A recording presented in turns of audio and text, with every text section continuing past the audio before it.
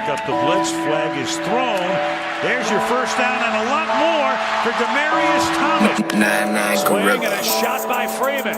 Deep into the night. Back-to-back homers for the Braves. Blake Griffin will turn. Shoot a three from the win. Bounce. They go. Pick up the big land. They go.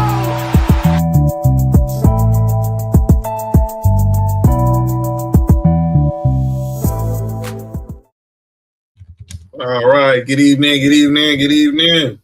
It's Tuesday. You know what that means. It's time for the number one sports podcast in the world. It's time for Sports for You. Live on YouTube. I'm John. Mark Nick Freeze on the way. It's Tuesday. Our boy Cody is in the house. Ballers and Briefs is in the building. Once again, repping for the H-Town right now. That, boy. Texans, man. We're going to talk about them boys. Jesus Christ. That defense was giving me nightmares last night. Giving me nightmares. What up, Sam? What up, Sam? All right, Sam's feeling good. The Rams, they made it to the next round. Bella. What up, Bella? Oh, poor Bella. Poor Bella. Bella, we're taking applications. Just want you to know. Yeah. We're taking applications now. Yeah. That's what Howie Roseman said, you too. can say that. Say like continue with the Houston trend. Jalen Hurts is from Houston, so you can just come on over. Nessa's in the building. Coach's feeling better. What's up, Nessa? Yeah. Howie Roseman said I'm taking applications too. He said, "Let me handle this, Nicholas." So yeah, we got a lot to talk about today on this Tuesday. Obviously, we got us heavily talking about the Wildcard weekend. Look ahead to the best weekend in all sports, Divisional weekend, and then we got to look ahead a week, 6 nights from now. We got the college football playoff national championship. So make sure you hit that subscribe button right there for Sports for You. Make sure you subscribe to Sports for You on YouTube. Of course, you can like us on X, Instagram, TikTok, at Sports for You Podcast. You can subscribe by scanning this QR code for Sports for You on YouTube. Make sure you find Ballers and Briefs on YouTube and on social media as well at Ballers and Briefs. And, of course, you can subscribe to Culture Clash Network right there. And, again, go support our girl, Faith. She's getting back on her feet. That I'm lead out there also on that's my girl Faith's QR for her GoFundMe. Shout out to Knowledge Dynasty, who I will be with on Saturday, as we will be doing a watch along for TNA Wrestling's Genesis, which is going down in Nessa's backyard of Dallas.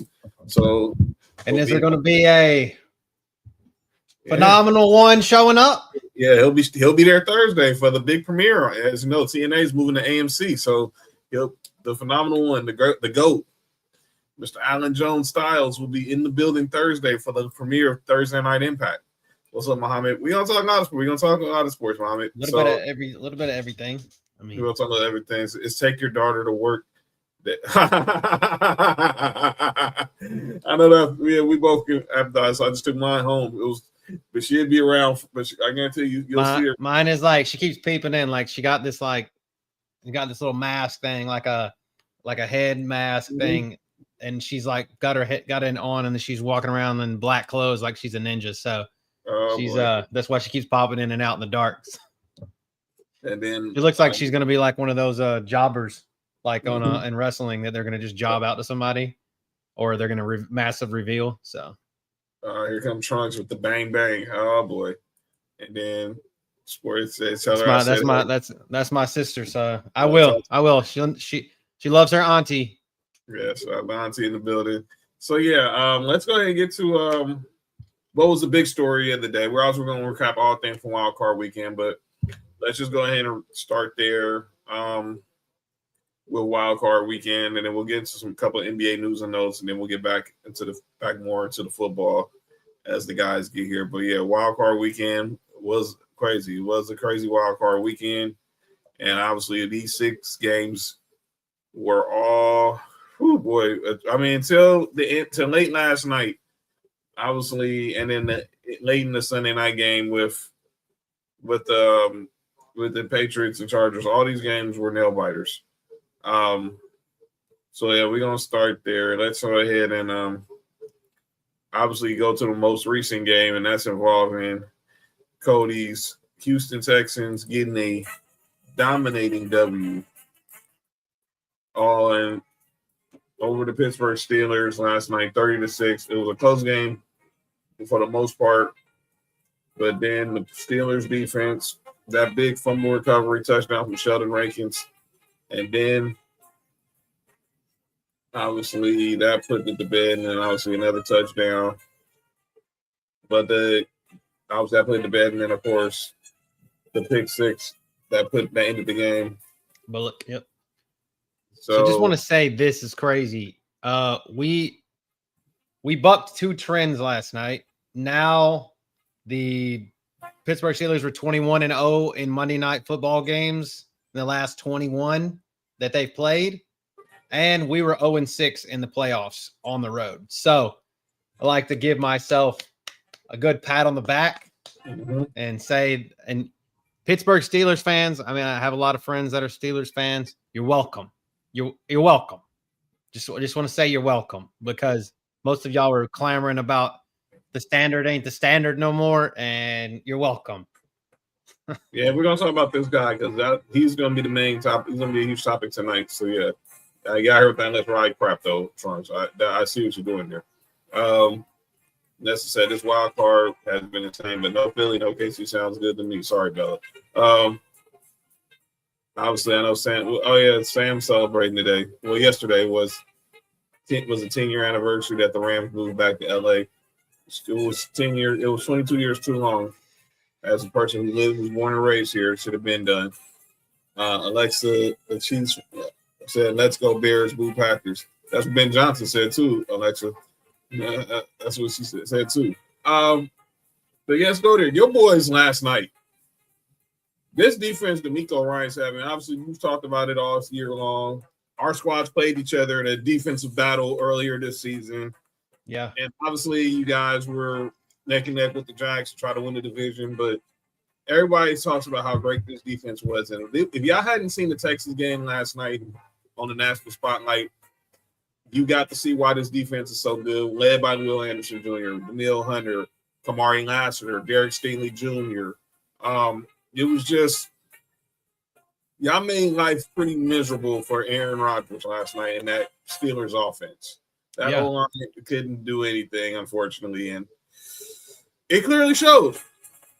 For those who have never seen the Texans throughout the season, and obviously they've seen them really in the last couple of weeks on the National Spotlight, and you might have seen them on Thursday Night Football. Why is this defense so dominant?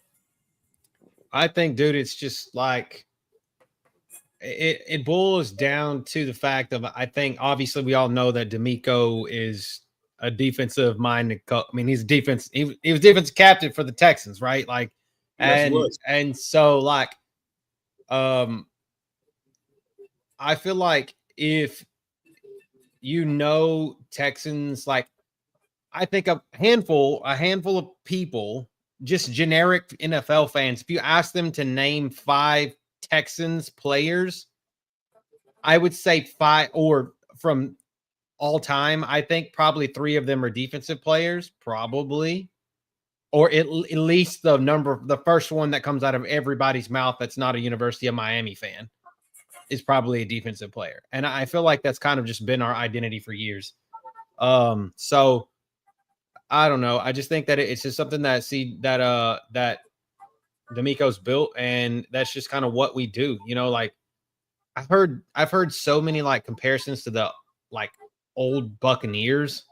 Mm-hmm. Like they're just kind of middling, like, you know, like the year that they won the Super Bowl, or the Brad Johnson quarterback years where they were pretty much just okay. They had a number 1 wide receiver in Keyshawn. So we have a number 1 in Nico, who smoked the shit out of his face last night, which I still haven't figured out what happened to him. Right. And then they had a good run game. I mean, an okay run game with Mike Allstott. But other than that, it was just like based around that really good defense with Derek Brooks and Warren Sapp and Rondé Barber and John Lynch. You know what I'm saying? So it's kind of like that's what won them ball games, and that's kind of what we're doing now. So, and CJ, what's even more crazy is we are 3-0 when CJ Stroud turns the ball over 3 or more times. That's I don't know. that's even that's even more crazy to me. I know, that's what I'm saying. It's not a great thing not to have your quarterback, your franchise quarterback, turning the ball over like that all the time, but it's crazy that we are 3-0 when he turns the ball over 3 times. That's just it's just wild. Yeah, Trunks. It is a Shanahan coaching tree because but it also kind of is somebody that we all don't talk about much anymore. Is he has times that I feel like I'm watching Wade Phillips defense because obviously he played for Wade Phillips, so I kind of get that sometimes. Yes, of course. At least the intensity wise. What's up, Mark? How you feeling? Everybody feeling good? We're talking about last night where we started near just most recent with how this Texas defense, for those who never seen it, golly, they're frightening. One, if not one, the second best defense in football.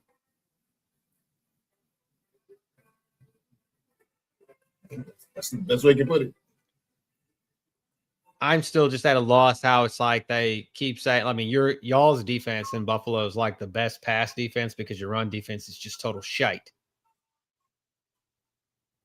So, which gets, when we get to Jacksonville, I have a couple of questions about Jacksonville. That was, and obviously last night, y'all get the win last night. Y'all now advance on to place the Patriots Sunday. Artie Smith going to be a head coach? You guys think Artie Smith going to be a head coach again? No, he's not. No, our boy Justin was trying to figure out why he's still offensive coordinator. I think it's because his dad owns FedEx, but that's a whole nother conversation. I mean, he did get a head coaching job interview, or he has a head coaching interview for the Tennessee Titans, which just totally would just make my life hilarious. I would love that. Please go back. Yeah, go back, Tennessee. Please go be the head coach of Tennessee. Arthur Smith, who's who's still the current offensive coordinator of the Steelers, is now of course interviewed. Oh, we'll get there. With the Titans, get there. Henry. Oh, we're gonna get there in a second, Panda. Don't worry. We'll get there. You know we're gonna talk about it. But let's talk about the big story that came out of today's out of Wildcard weekend, and it broke about earlier today. Obviously, because of the damage Cody's Texas did last night, it officially ended a 19-year era as Mike Tomlin officially stepped down as the head coach of the Pittsburgh Steelers. 19 seasons, no losing seasons, 2 Super Bowl appearances, 1 Super Bowl championship, and now he moves on to the next chapter in his life. Go read the statement he released. Obviously, he's grateful for his time with the Steelers and the Rooneys. Obviously paying homage to them for their role with the Rooney Rule, which pretty much was the reason why he ended up becoming the coach of the Steelers. Because a lot of people forget when Mike Tom, they was going to hire Ken, they was going to just promote Ken Whisenhunt to be the head coach. Obviously, he was because of his relationship with Ben Roethlisberger, but obviously, the Rooneys hadn't interviewed a minority yet, and everyone's like, we should go interview. He was talking about this defensive coordinator in Minnesota named Mike Tomlin. So Mike Tomlin goes in there, and he pretty much he wins the room. I mean, he's very super charismatic.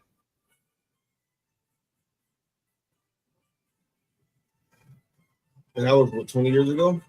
19 years ago? Yeah, hired in 2007. I mean, just imagine this, though. Like, I mean, what you guys are fans of just really lengthy that have been around, franchises been around a long time, right? Mm-hmm. And that have been to or won Super Bowls in our lifetime, right? In our lifetime. Just imagine being a Steelers fan. If you are a Steelers fan that's in our age group, like just say from 36 to 40, and you've not seen but 2 coaches in your lifetime. Mm-hmm. Two coaches. Bill Cowher and Tomlin. That's fucking wild. Wild. Mm-hmm. Yeah. I love that. I think that's dope for them.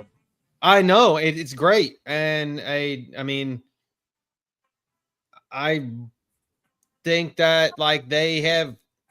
I always was a Steelers hater though, like especially like during the runs. Like I hated them just about as bad as I hated the Patriots at one point, just because like I always felt like they were there, and then being a Texans fan and getting our ass kicked all the time, like I always just hated them, and so I liked Mike Tomlin, but I hated the rest of them because they were just so damn good. Just so damn good. And obviously they could just never get over the hump, but maybe twice in that big, long 20-year hump. But I don't know. I felt like Tomlin's super charismatic, but I felt like his time was up. And I don't know if it's the coaching style. Like he lost his players, he lost the. I think he just lost the fan base. To be totally honest, like that just really is what it was. And the Steelers are. We want to talk about a organization who they pay their players. They do right by their players. Obviously, T.J. Watt, but they are not the. They're not the flashiest. They're not the richest. They're not the biggest, the best. All those kinds of things. Franchise in the league. So, but they have the history that trumps a lot of other franchises. So that have been around just as long as they have. So, I mean, I think it's cool. I think it's cool. I like to see what they do from here. Mm-hmm. Don't be lazy as shit and promote fucking Artie Smith or some shit like that, because that would be just career suicide. But I don't know. I see it going. I saw this today. You know, Mike McCarthy's from Pittsburgh. He's an offensive guy. Mm-hmm. I feel like he fits. But only problem is he's in his 60s. That's the only thing. Because they don't fire coaches there. And the thing is, you go with a guy like Mike McCarthy, it's kind of like the same. It's kind of looking like the same if you go that way. If you go that way, because you're not moving, you're not progressing. It's kind of like you're going through the motions, going through a retread. And let's remember, they hired Mike Tomlin young. Mike Tomlin was probably like in his mid to late 30s when he didn't he play college football? Didn't he play college football or was on the same college staff as Sean McDermott? Yeah, William and Mary. William and Mary, I think, was what he played. Obviously, we know he was the DB's coach of Tampa Bay with Gruden when they beat the Raiders in 2002. And obviously, he's a Tony Dungy disciple as well. He ended up in Green Bay. I think they should go with if Green Bay fired their coach, LaFleur. Yep. Well, I'm gonna say like this. I think they're gonna have to trade for him. I think he's gonna be a Gruden. Like they're gonna need to trade for LaFleur. I don't think they're gonna fire him. You don't think even though fire they him? should. No. I think they should, but I don't think they are. I was hoping they should. So Buffalo. Well, according to Adam Schefter yesterday, it sounds like the Packers ad policy. They're supposed to be meeting with Matt LaFleur. It was supposed to be meeting either yesterday or today, or Sunday, to possibly discuss a contract extension because Matt LaFleur is under contract for just another year. Him and GM Brian Gutekunst. So it sounds like they're going to. The plan the whole time was to get an extension done with Matt LaFleur. Otherwise, he will be probably one of the hot commodities. He won't be an OC. I'm sorry now. Matt LaFleur, if he gets fired, he's going to be a head coach. He could be a head coach in Buffalo. And no, true. Which I know y'all gotta do. You know what you gotta do on Saturday. But no, I think because they won Sunday, that Sunday they gave him an extra year. Well, I'm sorry out of that. I ain't my. But So yeah, fast on cloud nine. I think Robert Saleh deserves a second chance, not the Steelers, but maybe I think he's going to get a second chance. But if I was Robert Saleh, I would stay in San Francisco another year. Right. You need to just stay with y'all another year. Stay back home another year, Trunks, with y'all. And then next year, because that might be, look, let's be clear. Outside of Baltimore, there's really not an enticing job out there this year. That intriguing job out there. I mean, yeah, all these jobs are going to get filled, but there's not that one where I think of Mike Tomlin or even in the case of John Harbaugh or Matt LaFleur. I mean, unless all right, if Buffalo comes open, that's different because everybody's going to jump at the chance to coach Josh Allen. I think Miami could seem intriguing. Well, because they ain't gonna have Tua. Can you imagine though? I just saying like this. Let's just say Robert Saleh. Just say Robert Saleh is the next head coach somewhere. The people that could take offensive coordinator jobs under him, Mike McDaniel or Cliff Kingsbury. My God, those two just getting to worry about being offensive coordinators and not having to worry about being coaches, head coaches, is insane to me. Like that they're just letting them go. Like, I think that Cliff Kingsbury in Baltimore as an offensive coordinator for Lamar Jackson would just be unfair. Well, we know there was some speaking of offensive coordinators. We'll get back to Tomlin in a second. There was a couple of offensive coordinator firings today. This one, no brainer here. The Eagles fired offensive coordinator Kevin Patullo. This was a no brainer, and I think that's will be the last time Nick Sirianni ever has a chance to hire a coordinator.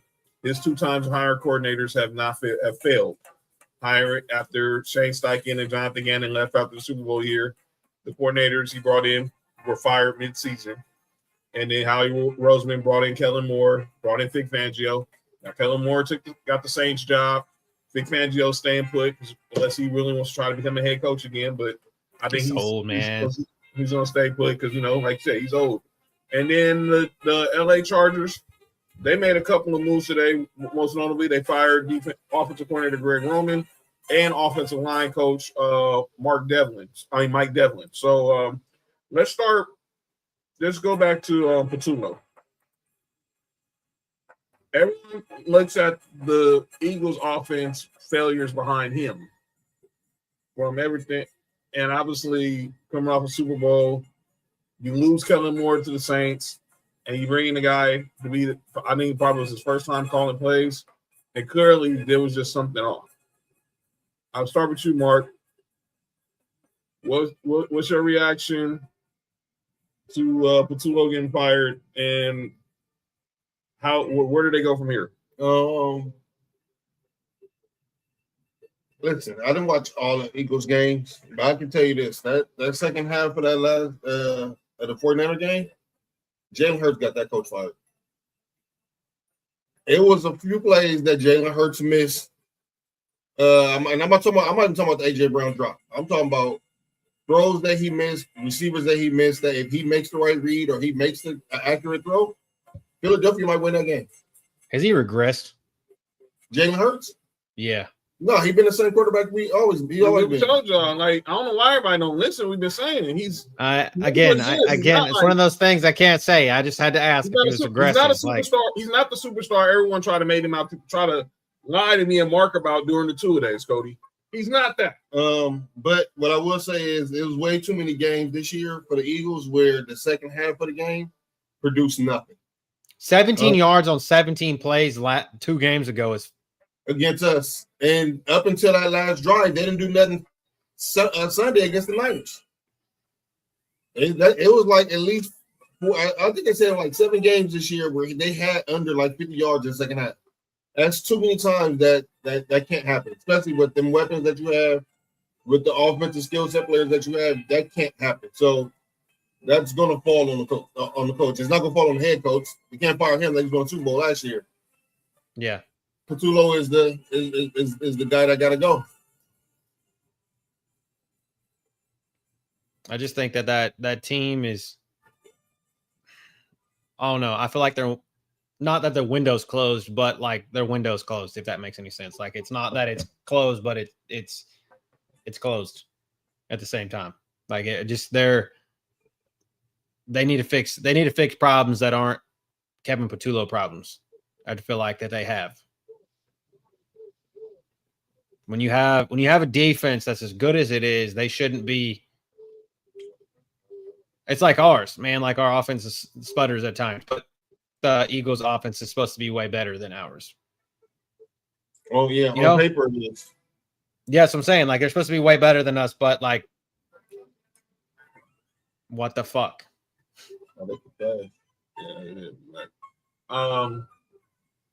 Got up Christy in the building. Fat. Like, what do you mean? I picked your Bears.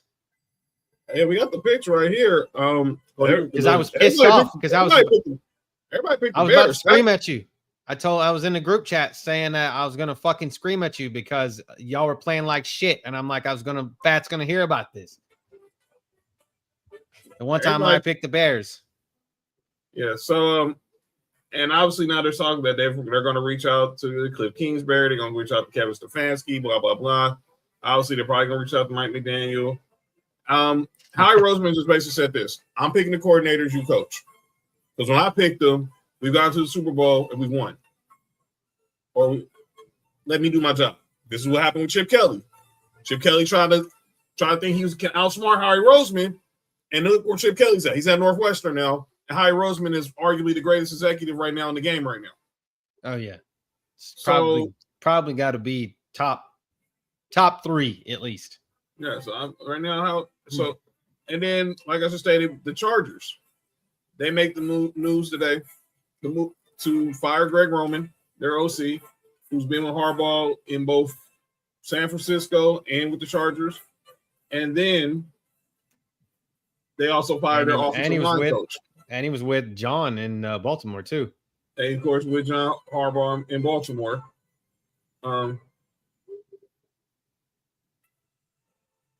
So,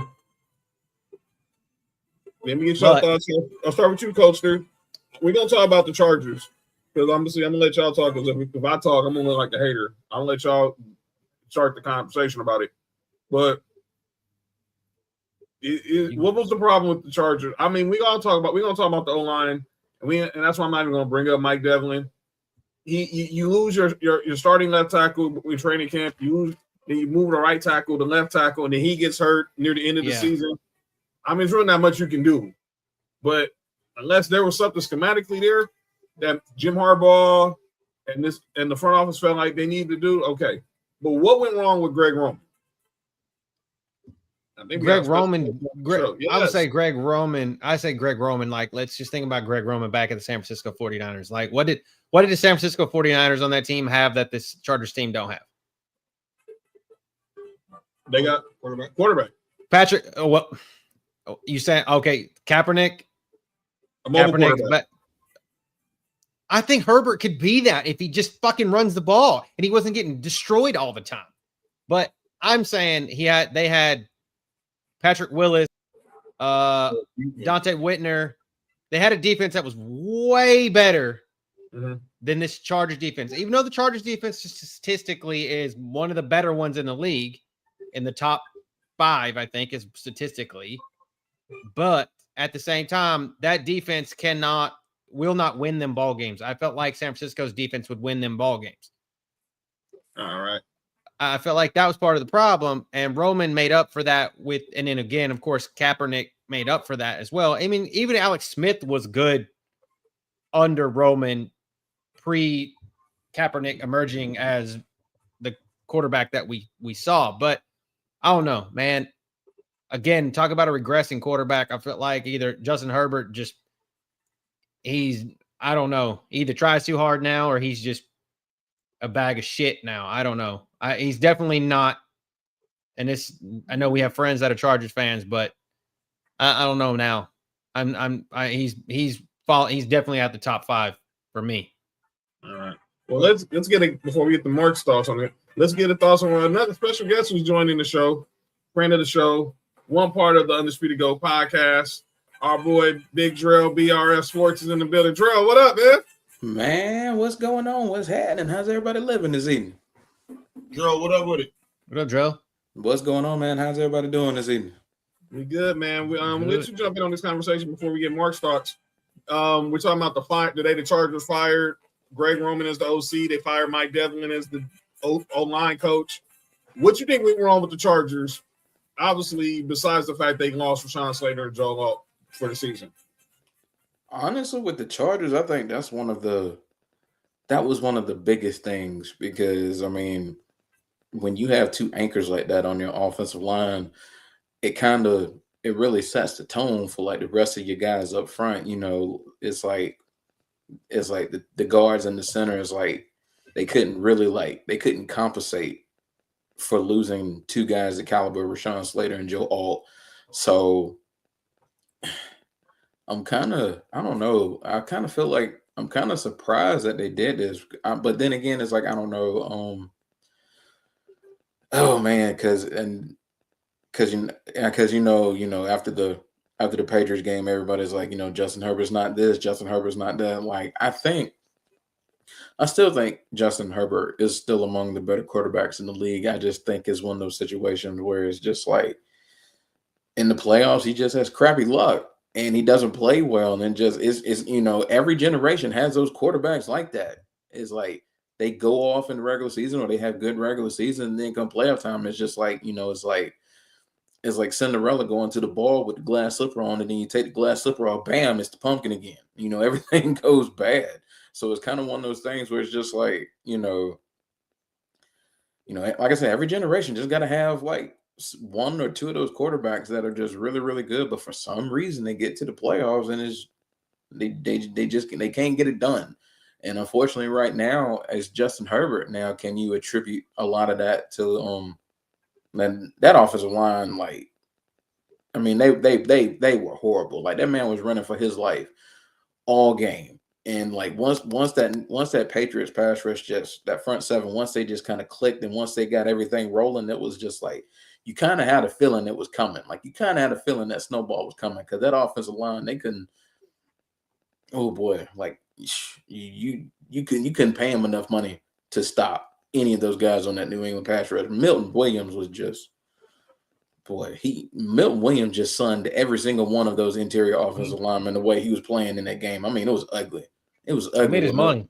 He did. His money worth. Made his money worth. I can say that. He really did. Milton Williams ate them boys alive like that, particularly in that second half. That was like, I mean, the only thing you really say is just, you won't just. I hope he can, get better come playoff time, but hey, until he shows up, I mean, it's just we kind of got to deal with what we got on tape. I mean, he's not good in the playoffs. I mean, it is what it is. I mean, you can make excuses, but sometimes come playoffs, sometimes you do have to kind of like rise above.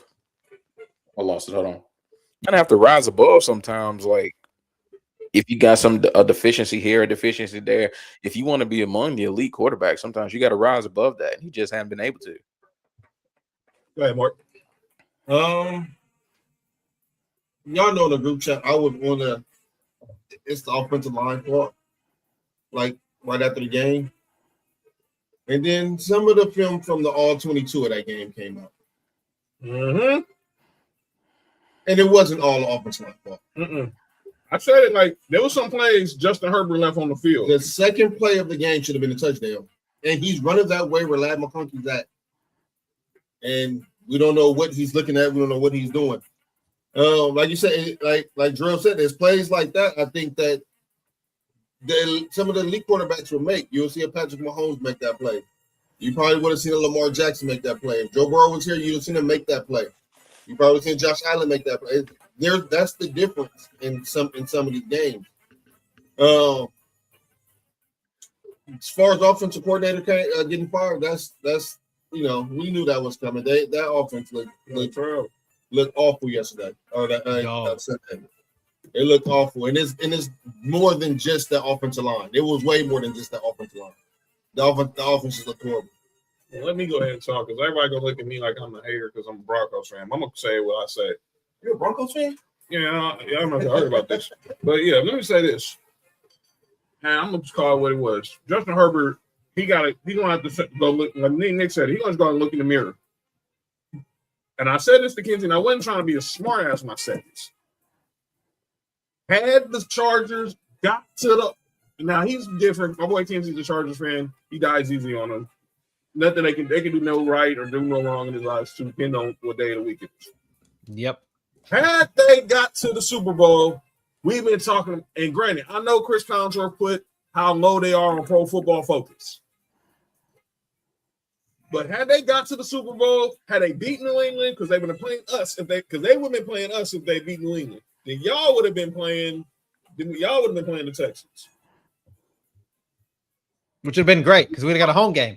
Is that? Yeah, that means y'all would have got a home game. Crazy. 5 versus 6. This is insane. But it would have been like this. Though they overcame losing Rashawn Slater 5 days after he signed his new contract. Joe Alt moved from right tackle to left tackle, and he overcame that, and they had to go trade for Trevor Penning and all this other crap. Now, I'm not getting the O-line a pass. That O-line was a freaking turnstile on Sunday night. And like y'all said, Milton Williams, I bet the Eagles wish they still had him. I mean, he would. It was not like the Eagles D tackles played bad. So I mean, I'm pretty sure they did what they are. Yeah, that'd be true. But golly, he ate that O-line for lunch. But here's my thing. Justin Herbert got to know. Look, he started seeing ghosts. Because Mark said, if you go watch the All-22, there were some plays he left on the field. When he was under duress, it's understandable when you're playing against a Mike Vrabel, like a Mike Vrabel defense. But when he wasn't under duress, he left a lot of passes on the field. And me and Marcus thinking, like, what could they have done? Like, could they throw some shorter routes? Or been, obviously, the running game, Vidal didn't – I mean, they can't really get the run day established. Obviously, Amari and Hampton was hobbled with the ankle injury. They tried to go to Vidal. He just didn't have it. I mean, he had 31 yards, but he was only getting like 2 yards a carry. But no push, man. There was no way that O-line could hang with this O-line defensive front of the Patriots. So I'm not shocked Greg Roman got fired, but eventually Harbaugh's going to have to go out there and find him another OC now. So now he's going to have to figure out, is it going to – the Cowboys don't know what – wait, the cold weather did probably play a part in it, but let me be clear. The score was still before the touchdown, it was still 3-6. Don't know what ice is. That's crazy. Don't know what. Hey, yo! I just read that. That's hilarious. Yeah, that's crazy. They really don't right now. Well, you notice I read that comment, and right when I got to the end, I had to look down. I was like, oh damn. Yeah, be careful. I don't know who's watching. Yeah. Oh yeah, the Bears, Jay, they're doing their thing. But yeah, now they go out there. They have to go out there. There's going to be plenty of OCs available for Jim Harbaugh. But Justin Herbert now. Who fits him though? Like who fits the Jim Harbaugh type? That coach that got fired in Miami. McDaniel. Sorry, McMahon. Mike McDaniel he's that mad scientist type. Yeah, lots of motion, he'll run first if he has to, like run the ball. I think it works. You just got to. Oh no, I don't know. The Chargers have weapons over. The Chargers have weapons over there, so they're in a good spot. They just need to keep the offensive line healthy.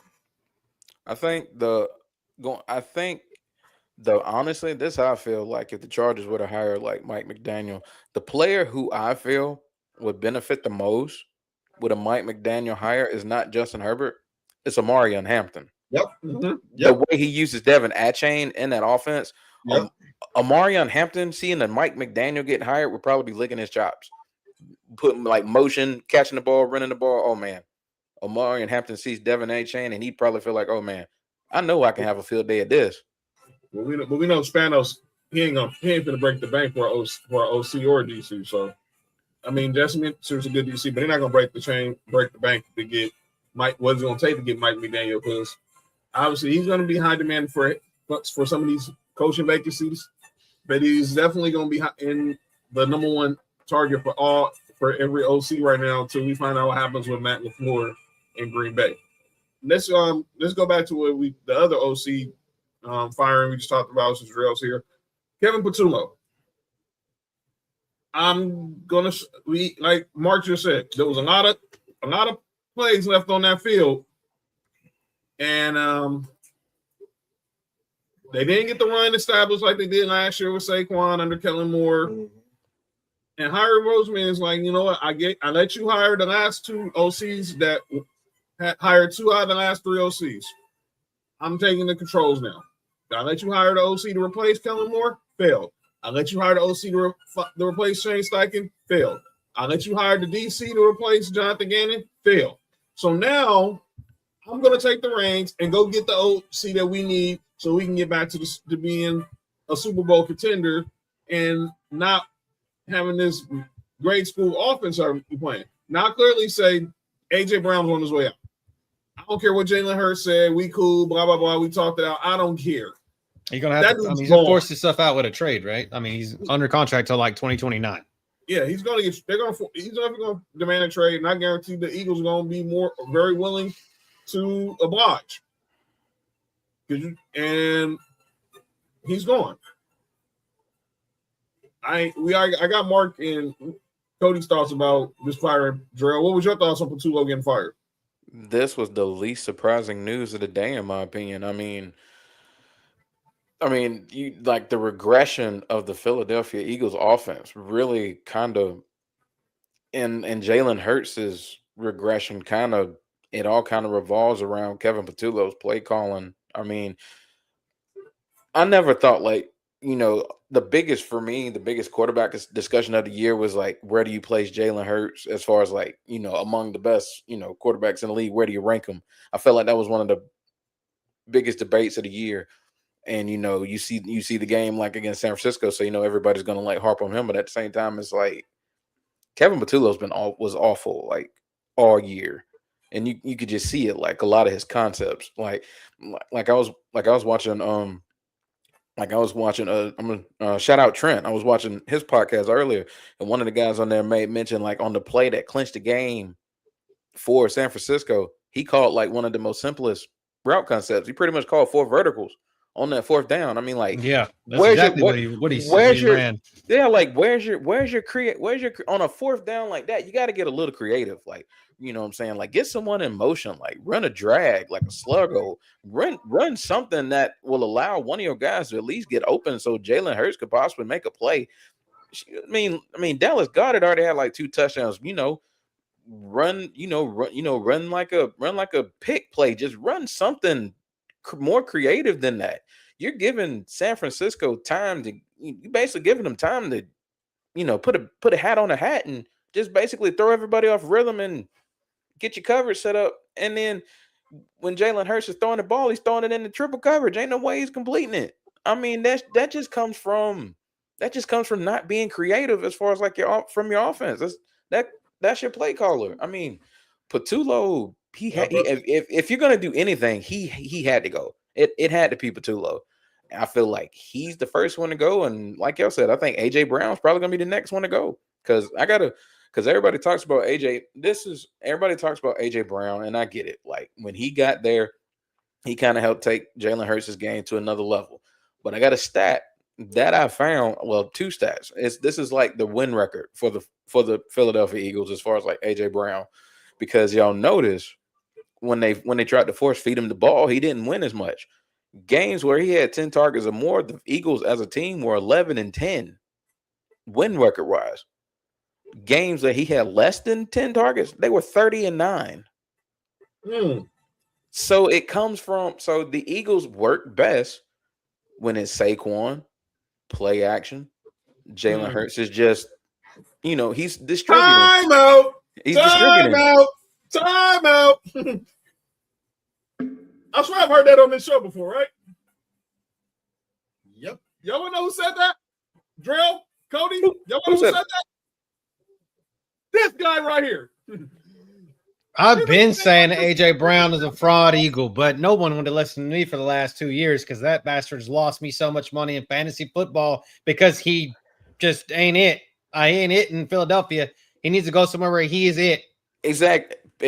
He ain't it in Philadelphia. It's just not. He's not. Exactly. He made the point right there. He's got to go to a team where he knows he's the alpha. Either there are absolutely no receivers that can be as efficient as him, or the running game is just so bad that they have to like force feed him. I mean, the Eagles work best when that offense run through Saquon Barkley and Jalen Hurts can distribute the ball to everybody on the team, where it's not A.J. Brown just getting all the targets. Devontae Smith is getting some.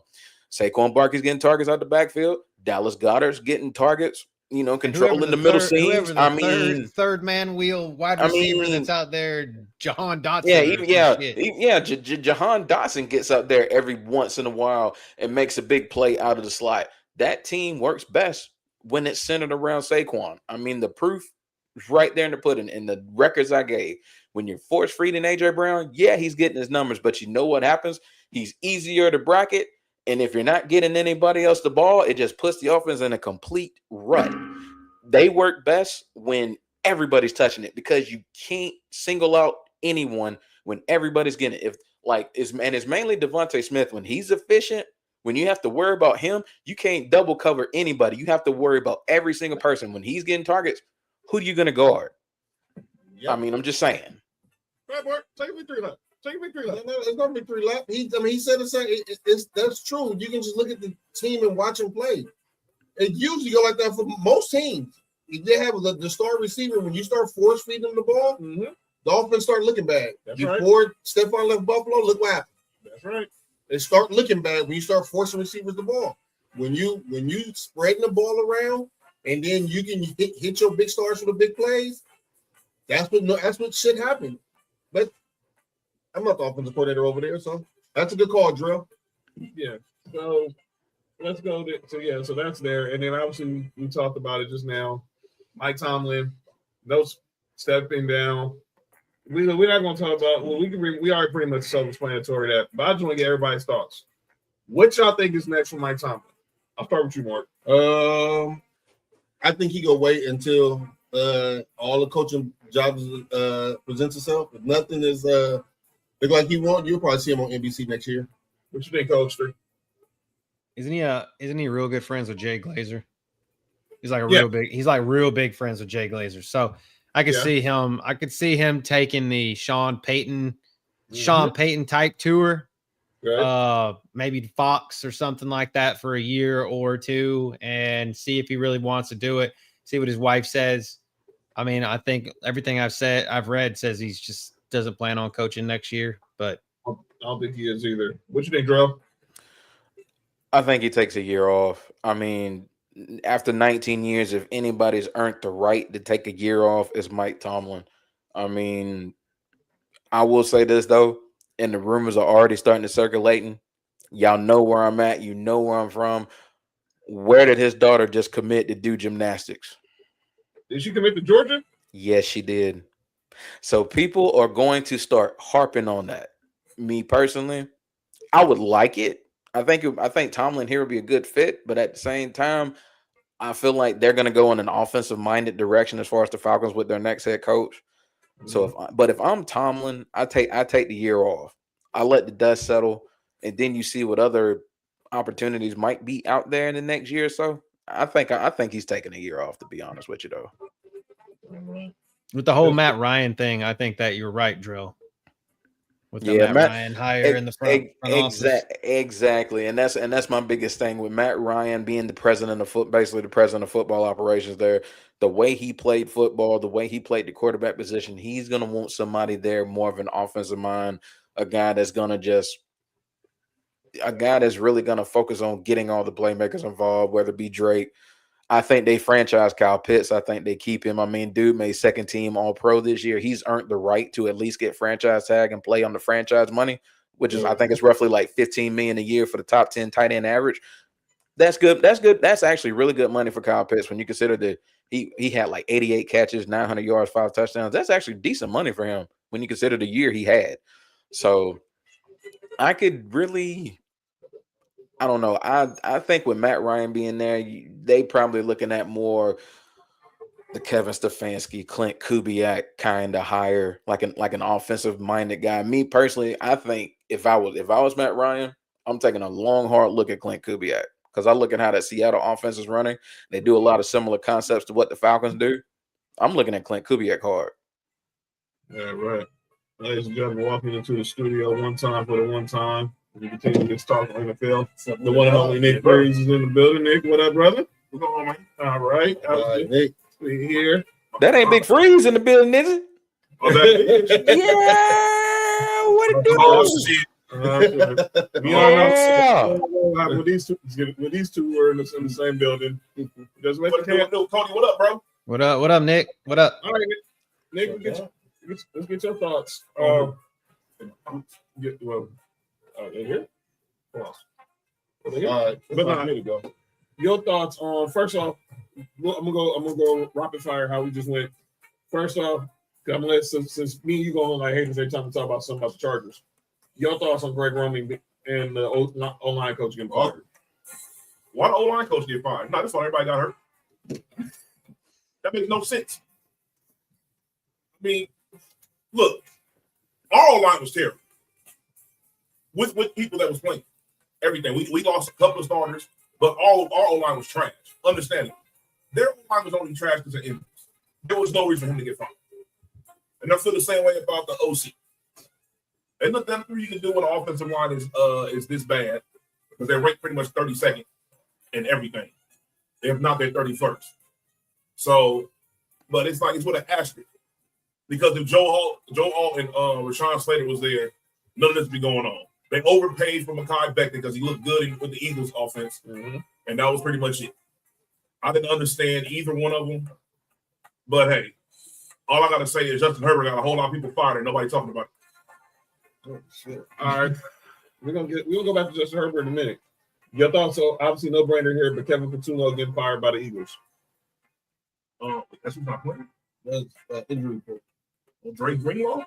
We got him. He signed it. He's back in practice. Okay. You say who now? Kevin Patullo. Yeah, that's the injury report. Sorry.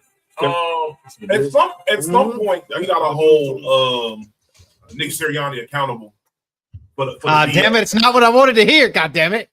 I wanted to hear something else. We want to hear somebody else hold somebody else accountable. Oh, Jalen Hurts sucks, but besides thank you. Yeah, we already know that's what I was waiting for. I was like, let me hear it from you. Let me hear it. Sucks.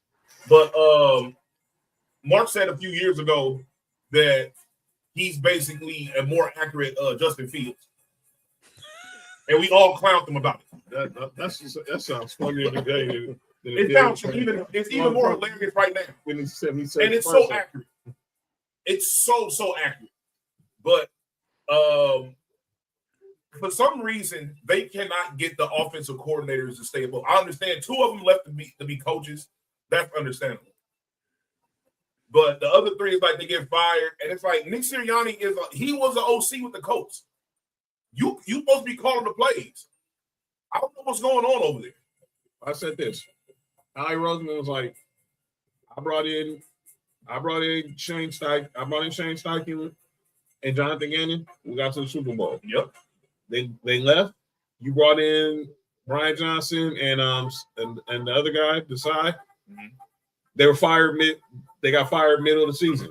I brought in Kellen Moore and Vic Fangio. We won a Super Bowl.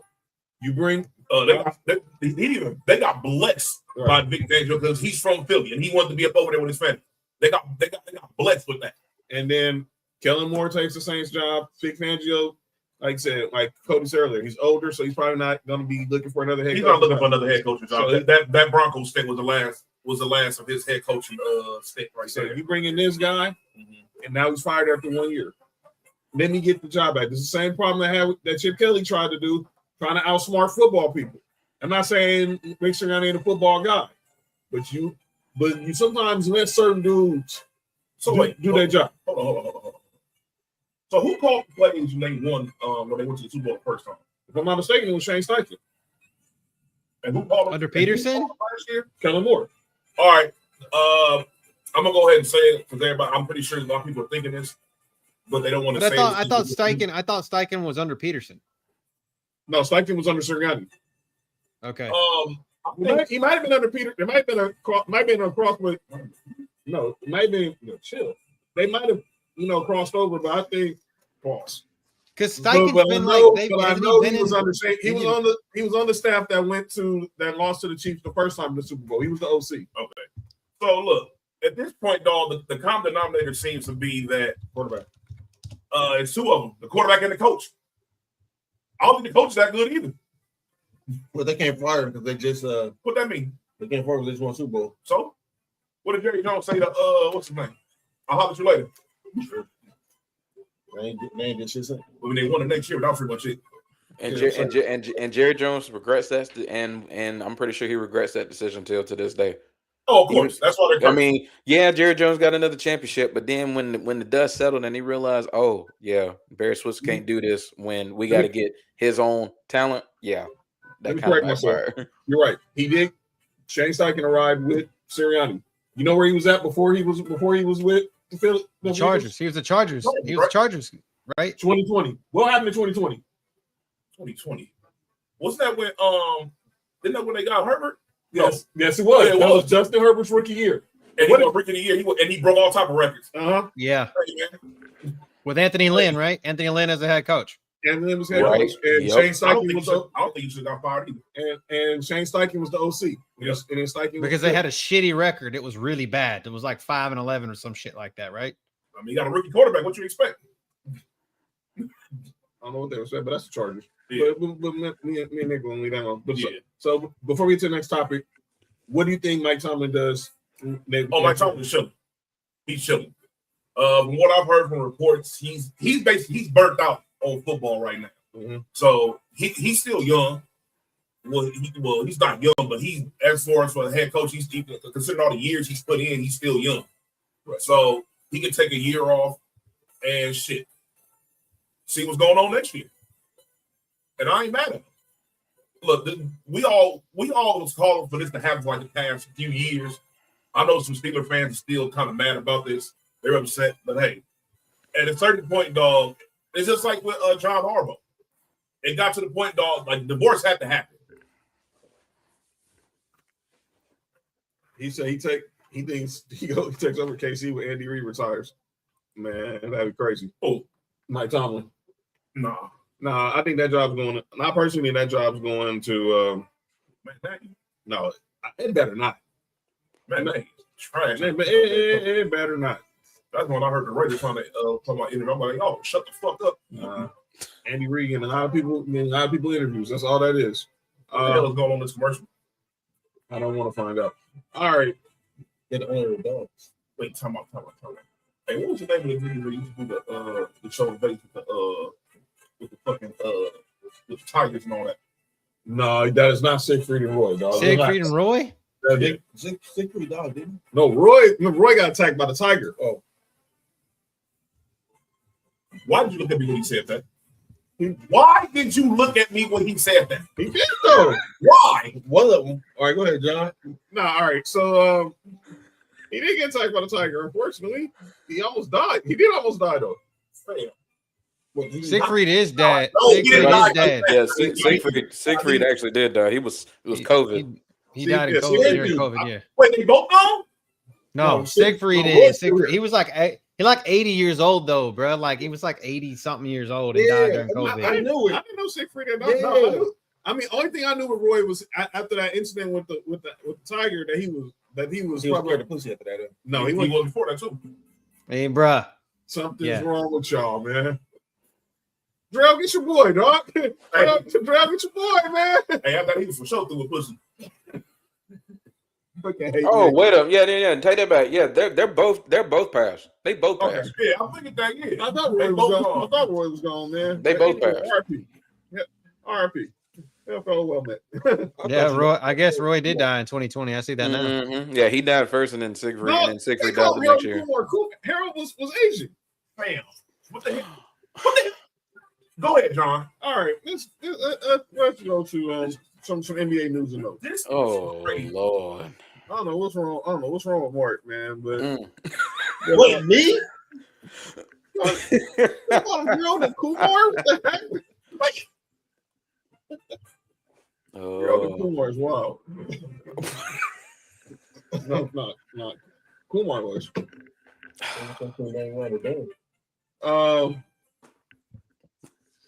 NBA rivalry week is coming up next week. You didn't do the AFC. I mean, you did the other side. Oh no, we don't get to that in a second. We don't get to the rest of the game.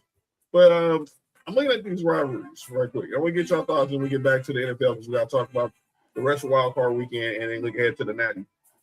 What the heck is that?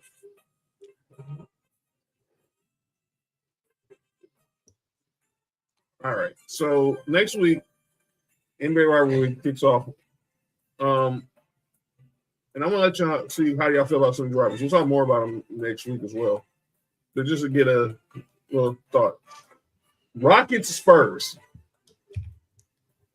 I don't know how much. So they basically went. Let's be clear. They're really basically saying it's Wemby versus KD. Yeah. I don't think that's a real rivalry right now. It was like at one point, like in the 90s, when David Robinson and the Dream was there. Mm-hmm. That was definitely a rivalry, but outside of that, I mean, it's a rivalry. It's a rivalry in the fact of just the state, in general. But they're very secular. They're very secular anyway. So when it comes to basketball, NFL is a little bit different. David Robinson. So it was, Yeah. All right. They would get them up out of here. Yeah. And then my Lakers taking on the Nuggets. That is a rivalry because the Nuggets have owned us for the last 5 years. And obviously, everyone talks about Luka and Jokic, but unfortunately, Jokic probably won't be playing this game, which stinks. I don't even know why this is even in the rivalry section. Someone needs to be fired at the NBA office. What? Cavs and the Hornets? Why is that a rivalry? Because of LeBron versus Jordan? Huh? Dog. Brad Daugherty versus Larry Johnson. Yeah, it's like an old 90s rivalry, but that's the last time it's been a real rivalry. I mean, that's what I was saying. Is this Brad Daugherty versus fucking Bugsy? That's crazy. Rex Chapman? Is Rex Chapman playing? Muggsy versus Mark Price? Where's the rivalry at? Yeah, like I said, Rex Chapman versus Mark Price. I mean, come on. Brevin Knight versus Larry Johnson? Like, what the? I didn't say Hershey Hawkins or David Wingate. We got the Brevin Knight shout out, bro.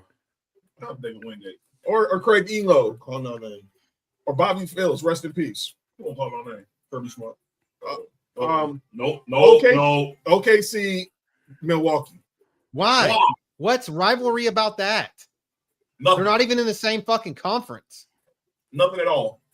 Golden State, Dallas. Why? Kyrie's not even playing. It doesn't matter why. Clay Thompson. Yeah, that's it. Okay, that's it. I guess there's your rivalry. Clay Thompson into the rivalry. All right, cool. All right, this is the only one so far. This is preposterous. Lakers, Clippers. That's self-explanatory. If y'all in the group chat with me and Nick, y'all know this is a rivalry. Yeah. This ain't a rivalry. This is just sibling rivalry. Rockets and the Pistons. That's not a rivalry. Yeah, I guess. The Thompson brothers. Yeah, that's it. Like I was like, what is this? I'm like, I was like, I couldn't even think. We didn't win a championship. We won a championship in 94 and 95. We didn't play the Pistons. So one dropped like 45 and other one. Yes. He dropped the 50. He dropped 55 on. Is it because the Detroit Pistons are number one in the East right now, or whatever? They're really good. Yeah. And then you got Nuggets and the Bucks. Milwaukee. Jokic and Giannis dick measuring contest. Huh? What? Yeah, I did. Yeah, crazy. Knicks, Sixers. Okay, this one you can throw in there. Yeah, that's like I got some old school shit behind it. Warriors, Timberwolves.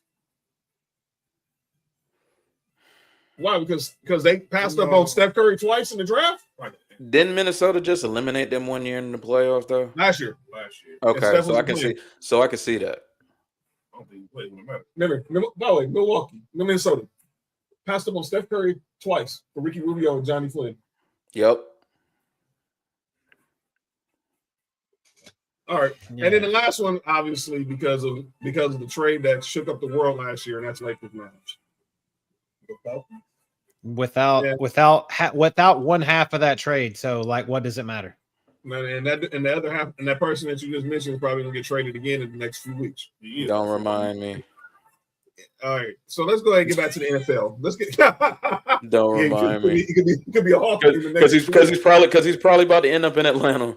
He probably is. So let's go. Hey, I'll be a good look for Atlanta. I'm gonna lie to you. If he stays healthy, is a great look, but he's got to stay healthy. By the way, Rich Paul on this podcast with Max. I'm gonna get your thoughts on this. He said the Lakers should call Memphis and offer Austin Reeves for Jaren Jackson Jr. I slapped it. No, I am not a fan of trading guards for bigs. No, but this trade makes absolutely no sense because I don't know what the hell they would. I don't think no sense for who. It doesn't. I don't think Jaren Jackson's gonna help him that much. I'm gonna be honest with you. Candace said, "Cut his mic off." He can help. Don't get me wrong, but I don't think he doesn't rebound well, and his defense is kind of overhyped. It really is. I mean, man, you know what I'm saying? And he doesn't score at the 20 clip on a consistent basis. But Austin Reeves does not want to go to Memphis. No. As a person who grew up in Arkansas in a rural community, just like he did, that was does not want to go to Memphis, dude. He does not want to go to Memphis. LA, let's stay out there. You want to stay in LA, my bud. I'm tired of me too, DeAndre Ayton. But we already knew that was the case. Nick tried to tell you about DeAndre, but man, I know nobody listen to me. We trying to tell you about fraud. DeAndre. That dude's a fraud. DeAndre Ayton. We trying to tell you about DeAndre Ayton for years. Fraud. Look, we liked him at Arizona, but outside of 1 year of Chris Paul, what has he done? And I'm a Laker fan. I wasn't too big on the signing. Whatever, if he played over whatever he's done normally, would have been a plus. But he's pretty much giving you what everyone thought he was going to get you. All right, let's go back to the wild card weekend. So let's start. We're going to recap the games and we're going to talk about it. So we already talked about Steelers, Texans. Let's go to Saturday. The Rams defeated, and we're going to get the picks while we do this. The Rams defeated the Panthers in a game that ended up being closer than expected.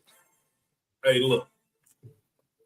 All I got to say is this, dog. Carolina's young, but they took the right step this year, and they need to figure out what they can build upon to make Bryce Young's life a lot easier. They did announce that he is going to be – they did pick up his fifth-year option. As they should. Jalen Coker is really good. I just want to say that. I'm going to say this. So in our group chat, our boy Josh was on Jalen Coker's bumper after he dropped that pass that led to interception. Mm-hmm. After that, he just pretty much cooked the Rams secondary the rest of the game. Yeah. He's really good. The Coke heads love it. Hey, in North Carolina, that's a Bible Belt city. They do coke with Hey. And the Bible, you knew this was a big deal for the Panthers. They had all the old Panthers out there. They went back out Mushin Muhammad. Yeah, bring back Mushin Muhammad. It's crazy. Mushin Muhammad was there. Cam was there. Why they bring him back? I don't know. Maybe they needed maybe thought he had some eligibility. Hey, I know one thing. You know what trying to sign him now? Oh.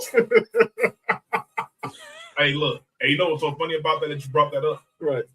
You remember that video I sent you of Gilly the Kid clowning Cam Newton because the Panthers lost? Uh-huh. And what happened the very next day? Karma. Poetic justice. Sometimes you gotta shut up. Sometimes you gotta keep quiet, dog. All right. Let's go back to the rest of the games. Nick was the only person who put the Panthers. There you go. He almost was right. The Panthers, they match up well with the Rams. Yes, they do. Sam said our downfall will be our special teams and these weak cornerbacks in the secondary. All right. Next game was the Bears. The Bears and the Packers, and this was the Bears. This game lived up to the hype. And I'm gonna say this: I challenge Ed Policy to let Matt LaFleur be available. Now, right now, he has 1 more year left on his contract. If they don't get an extension done, there are going to be teams calling to trade for Matt LaFleur. Miami? Why does Miami scream that? Because they just got what's his name from there. They got their director of scouting is now the GM of the Dolphins. No. Yeah. Never mind. No. If Matt LaFleur ever becomes like available, the Ravens need to go ahead and just figure out whatever they need to do to bring him over there. And he's a McVay guy, so you already know everybody's going to hire him. Exactly. Everybody hires anything that's attached to Sean McVay. Yeah. Look at what's his name? Cliff Kingsbury just basically said I was friends with Sean McVay, so he got the job with the Cardinals. Kingsbury? Cliff. By the way. Well, it's like only Zach Taylor's is the only one that's still around. I mean, he was a McVay disciple. Right. By the way, why haven't the teams hired Cliff Kingsbury yet? Exactly. Worst coach in the AFC North still got a job. One of the teams that's going to call about Cliff Kingsbury. Where's Eric Bieniemy yet? He's the Bears running back coach. Hey, Kansas City always got not the same thing. Not been opposed there either. Pretty put that out there. Pretty much. But he had to leave, so he had to prove to people that it's worth. But I mean, he called pretty good offense when he was over there in Washington, but he doesn't have no quarterback. All right, let's go back to the rest of the games. Let's go to the Sunday games. March Bills in a real close game got the job done because Josh Allen's great over Jacksonville. And Trevor Lawrence didn't have a bad game, but he made obviously those interceptions were going to be pretty much cost him the game, especially that last one. How about Trey White, the old vet, makes the play that set up the interception? Mark Boyd. And Josh Allen pretty much behind Osiris Torrance got that game-winning touchdown. Now, you got to watch the show. Mark wanted them to lose so they can hurry up and fire Sean McDermott and Brandon Beane. But now they get a date for my Broncos Saturday. We'll talk about that in a minute. But a 10-yard tush push shouldn't have been there, man. Hey, man, he didn't get tackled. His feet didn't even hit the ground. He was like levitating. So he was like walking on water. And you know who was leading that block? Tyrell Shavers, the one who was playing with a torn ACL. By the way, shout out to Tyrell Shavers. The Bills receiver found out he's going to miss the rest of the postseason with a torn ACL. Played 20 snaps Sunday with a torn ACL. I ain't gonna lie. Every time I hear somebody play, Guilty. Yeah, you already know where I'm going. Guilty. Yeah, but he was on crack. No, not that LT. LaDainian Tomlinson, man. Oh. Wait, hold on. And that brings me to my next point. Don't smoke crack. If you don't know where that's from, then you're just too young. Goofball shit like that. Or go ahead. All right. But Mark, how did you feel about your boys, man? I mean, we got the win, so a win is a win. I just have one question. Why don't teams keep running the ball against Buffalo? I don't get that either. Well, I don't understand that. I don't get it. Well, I'm gonna tell you right now, if you're gonna ask that to me, if you're gonna be texting me that like 20 times on Saturday, Because y'all not gonna run the ball. we don't have our running game's not been the same since we lost J.K. Dobbins. I don't understand that. No, And- I don't both. think it matters. No, You don't. it don't matter. It really It don't. don't matter. RJ Harvey's a John- good running back, but he's It not. doesn't matter against them. John- I'm sorry. John- It doesn't matter John- against the Bills defense. John, you can put on some pads and go back and get 50 yards. The Bills rushing defense is not that good, bro. All Not right. that good as you're giving them too much credit. I'm not giving him too much credit, but I know how my running game is. RJ Harvey's a good running back, but between the tackles, he's just not. That we miss J.K. Dobbins. And now if it was J.K. Dobbins, I would be a lot more I'd be a lot more on your side. Like we better keep running the ball. But RJ Harvey's more of a between the hash marks. Both their running backs was going crazy. ETN and then their backup came in and was averaging like 10 yards a carry. I don't understand why they stopped running the ball. I don't get it. And you know what it is? Mark, I keep saying this. Offensive coordinators do not like running the ball. They don't. Because they feel like it doesn't show how smart they are. And Liam Cohen is a McVay guy. It doesn't show how smart you are.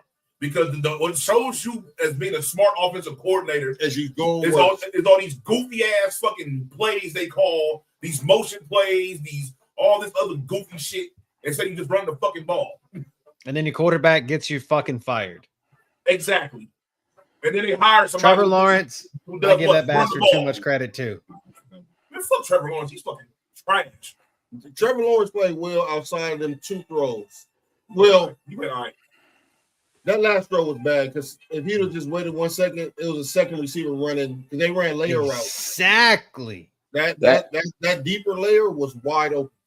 That game, like when we were picking that game, I pretty much said it that game came down to exactly how it was going to come down. Josh Allen versus Trevor Lawrence, and Josh Allen. What the fuck was that? I mean, come on. You going playoff situation, of course you roll with Josh Allen. And come on, man. All right, 28-35. Come on. We'll see on Saturday. Man. We'll see on Saturday. And I would say this. It haven't been official yet, but I think it will come out. Josh Allen playing with a broke foot. Probably is. He's definitely gonna need some surgery because he's been taking a And punishment. anybody that said Josh Allen was an asshole for not being at the Golden Globes with his wife is a dumb shit.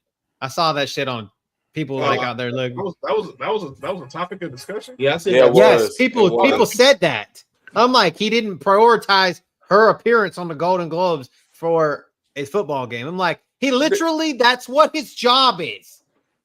Yeah. Or she didn't prioritize her job to go to a football game. You know what I'm saying? Like, dude's not trying to win a Super Bowl at all. Like, For their kid that they're about to have together. That's white. I'm pretty sure Haley Steinfeld understands that man's trying to win a championship. I'm sure she understands. Yeah, she signed up for that. Exactly. Because she's a great actress and all, but I mean, she ain't making Josh Allen money. I could just say that. No. All right. Let's go back to the games. We got let's go to the Niners and the Eagles. John picked the Niners. Nick picked the Eagles. I picked the Niners. Cody picked the Niners. We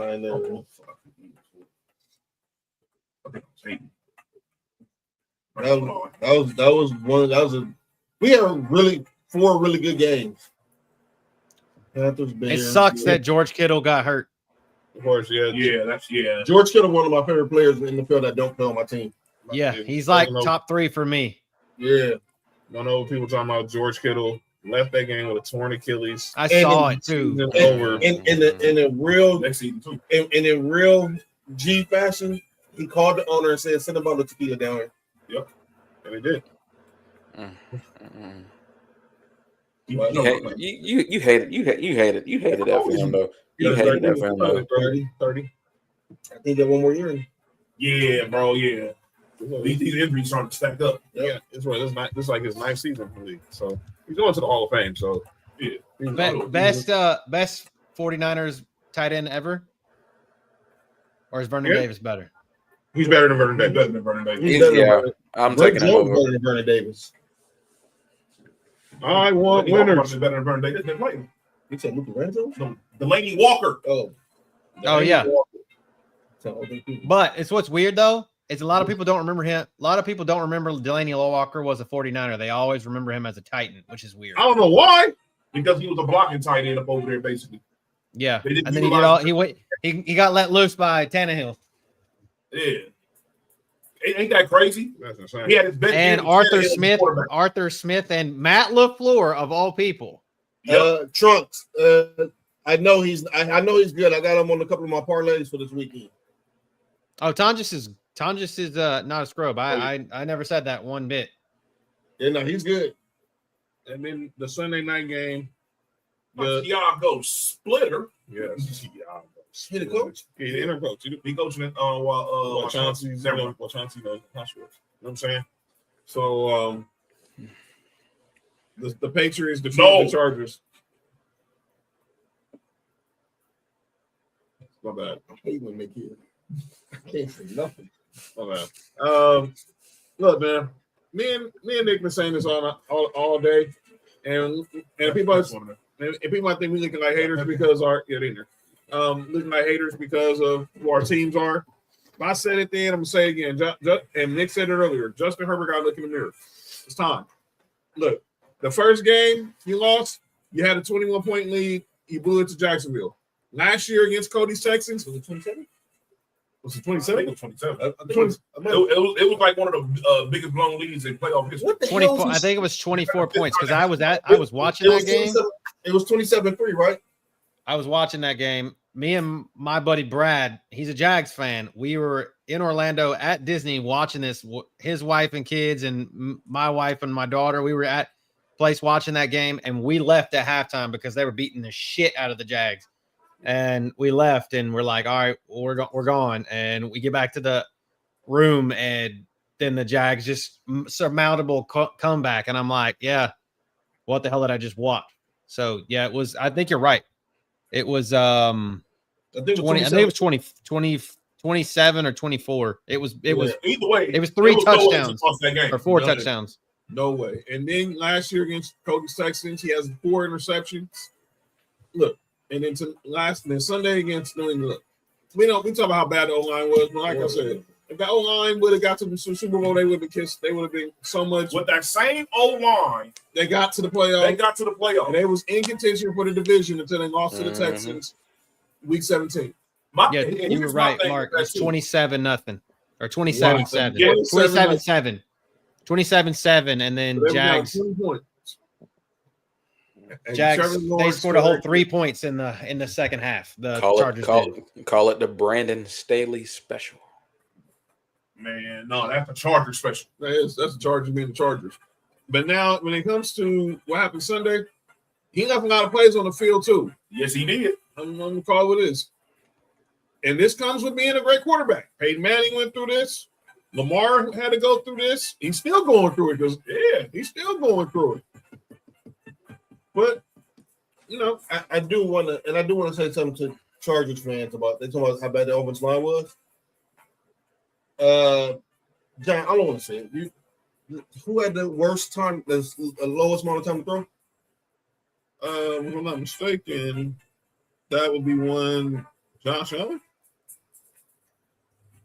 You know what's even bad? The Patriots have 11.5 sacks for the season. Mm-hmm. As a team. Yeah. They have the worst pass rush in the league. Somebody have worse less than us? That's crazy. They have the worst pass rush in the league. Like by far. And the thing is, some of those plays, go back to that chart. Who had the most time? Justin Herbert. Yeah. How do you have the most time with the worst offensive line against the worst pass rush in the league? Does that even sound right altogether? No, it sounds like an oxymoron. It makes no sense. But you can't say nothing bad about Justin Herbert. I know that. And look, and I'm a guy that told people, y'all remember, I was telling Charger fans, they got their guy in Justin Herbert. But everybody was like, oh, we don't know. He's a guy. There's no doubt about it. But dog, has anybody forgotten what my team does? Like, has anybody forgotten how bad our offensive line is? Yes. Our offensive line is fucking dog water. Yeah, y'all offensive line is pretty bad too, but y'all defense make everybody forget about it. Yeah, that's what I'm saying.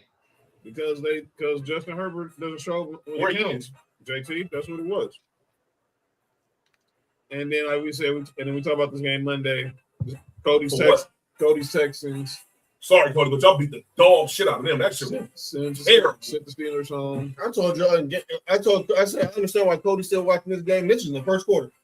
Yeah, first quarter game was over. I at one point, I was at one point, and I was like, they were gonna lose, and I just went and poured a drink, and I'm like, yep, we're about to lose, and I was watching the Manning cast. And I was praying to God that J.J. Watt, because J.J. Watt was there, we're going to end up winning. And J.J. Watt leaves, and then Roethlisberger comes on, and we just start running the pill, man. So. Woody Marks get that. It was a Woody Marks touchdown. First 100-yard game he's had all season. That's what's crazy to me. Wow. Hey, I have a question. Mm-hmm. What the fuck was T.J. Watt? That's the question everyone's been asking. I think he has like 1 sack in all his playoff games. He's played in 5. 1. But everybody says that he's better than JJ. He's not better than JJ. He's not better than JJ. He's not. I don't give a fuck what. No. Better than JJ and what? Better than JJ who? No, exactly. JJ Walker? That's only JJ. JJ Hickson? Yeah, that's it. People see TJ, and I get it. When he's on his game, he's a tremendous pass rusher. I think a lot of people highly underestimate just how good prime JJ Watt was. rushing from the inside. MVP votes. Exactly. Rushing as a defensive end, rushing as a defensive tackle, and then putting him. I mean, just people just don't understand just the value JJ Watt brought. He was in another tier at his peak. Answer this: why was JJ Watt contemplating coming out of retirement to play for the Steelers team?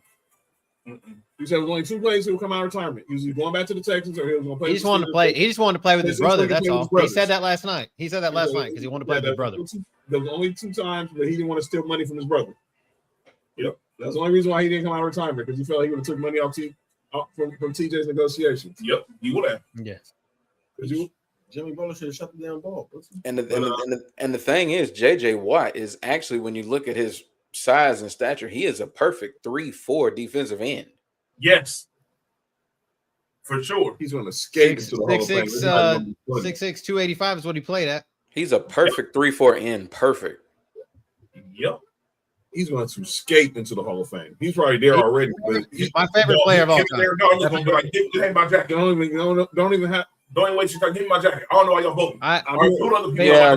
They might as well go fit that man for the jacket. He's in. He's getting in the Hall of Fame. Favorite player of all time, like literally favorite player of all time. I don't watch soccer, but when I went to England last year.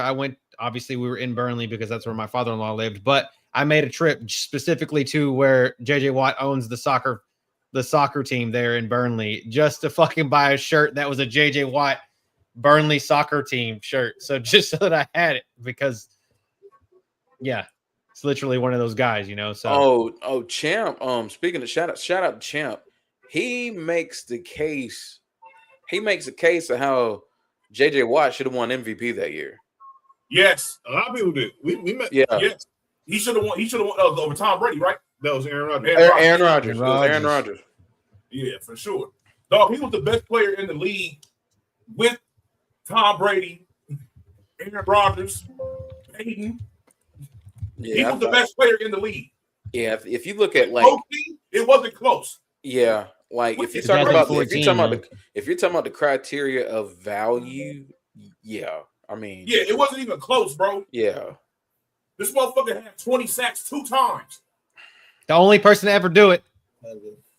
And then look, he got hurt and came right back and had 17? Like, come on, bro. He got hurt and people thought he was done, and he went to Arizona and still got 11. I mean, you got to think, like, in 2016, 2017, he only played 8 games between 2 seasons, and that was the problem. That was the only thing. But 2014 alone, 2015, 2014, JJ Watt were just top tier defense at its best. And I will die on that. I would die on that hill. Hey, he was so good. He literally made everybody around him better on defense. I mean, I know where you guys have Reggie and at defensive end, like probably top 2 in y'all's opinion of all time. Well, JJ Watt to me I can make a case for it, so just because. Him a defensive end, because in the 3-4 scheme, that's 3 defensive tackles. He's a defensive tackle. Yeah. People call him a defensive tackle, so he's a defensive tackle, bro. But the way he plays is so crazy. People can't fathom that he's a defensive tackle. He played defensive tackle at Wisconsin. As far as defensive ends, he was a tight end. He was a fucking tight end in Central Michigan. Exactly. Who's y'all's GOAT defensive end? Well, theirs is Bruce Smith, but I got Reggie. I got Reggie. I ain't mad at Bruce Smith though. Bruce Smith. I don't know. It's not that I love Bruce Smith. I just look at how long Reggie played, and like the dude made 2 all-decade teams. I don't disagree with either one of them. Reggie's that man. Reggie was different, but I also, and this is no shot, but I also consider Reggie the same thing I do with JJ Watt as a D tackle. That's why I consider Reggie Watt as a D tackle. Relax, B. All right, let's look ahead to and then what about we didn't pick the college game that happened on Saturday on Friday. Okay, everybody picked 2 games that happened. Okay, everybody picked Miami. That was actually a good game. That was a good game. Everybody picked. I told you. I told you the gimmick, man. I told you they wrote this story. And I then don't know. The story gonna have to try it again. and then Indiana. Everybody picked Indiana except for one person. Look, I knew this was over after the first play. You throw a pick six on the first play, I'm like, yeah, they're gonna hit the freeway. I sure did. It sure did. Already. It sure did. First thing I was saying it I said it when I was doing the watch on Nick. I was like, this remind me of the ball game where Peyton Manning said in the Super Bowl. I was like, nope. Hey, John, you know what's so crazy about that? So I was watching that Super Bowl, right? And the game just started. I'm not expecting nothing to happen on the very first play of the Super Bowl. So I went to go make me a plate real fast, bro. I come back and I'm hearing people going crazy. I come back, I'm like, what the hell happened? They like, oh, they scored already. What do you mean they scored already? Oh, talking about that Seahawks Broncos Super Bowl? Yeah, that shit was crazy. Good God. Yeah, that game was, oh, Lord. Change subject, please. Can we get to the game? My bad, John. My bad. So- Y'all overcame that bullshit. Y'all won. So 3 people tied. Nick, John, and Cody tied for the win. That's my future quarterback, you heard? And Mendoza be balling. I don't know, man. Mendoza's looking more and more. He's such a nerd, but he's looking more and more like a professional quarterback. Hey, Cody. I didn't think anybody was gonna play, to be honest. The number one thing people was saying about Mendoza was he didn't have good games against good teams. I think in the past 3 games he's had. He comes out and dog walks. He comes out and dog walks Miami on Monday night. Oh yeah, bro.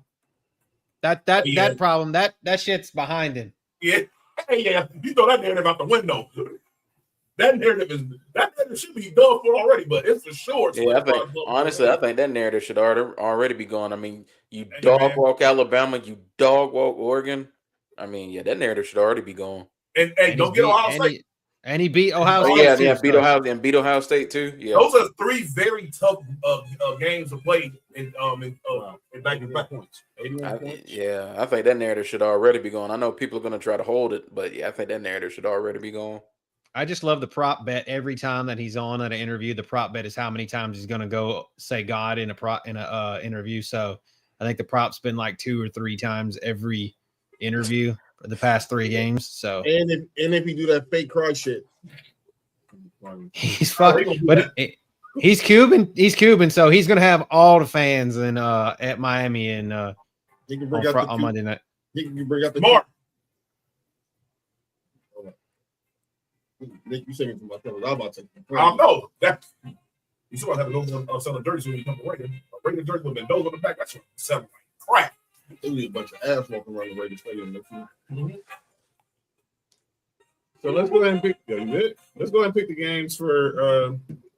Now let's go ahead and pick. Are we doing the show in Vegas next year? I'm with it though. We already got a place to stay. We ain't worry about that. I got you, Cody. You already know. I might need my own spot. Me too. I'll be at the Venetian or the Palazzo. You just holler at me wherever you need to go. So, Chris. Okay, Chris. Congratulations. You win 6 for 6. I'm happy for you. Shout out. Shout out to you. But Chris. she picked Oregon though. Yeah, that's right. He didn't go 6 for 6. Wait a minute. Did she go back and pick, or did she change her mind? No, so first she picked Ole Miss and she went back to change her mind on Miami. But did she pick Oregon? No, she picked Oregon. Of course she picked Oregon. You didn't go 6 for 6, Chris. NFL. Okay. All right. NFL wise. Okay. I was like, I know you weren't.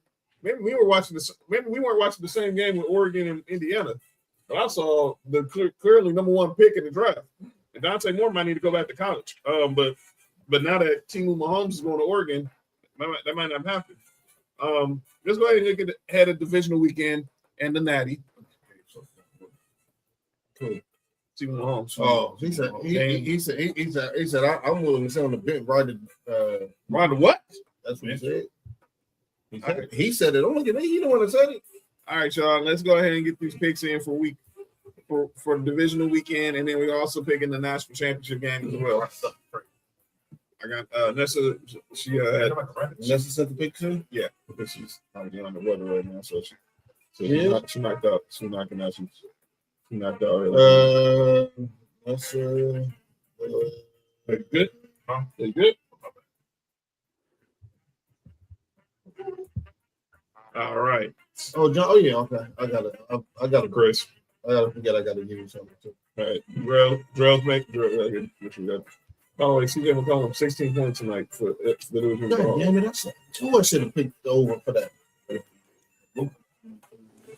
Luka got 7 assists. Hold on. Whoa. Luka got 23 and 7. Go I ahead. think I got LeBron assists on my on one of my cards.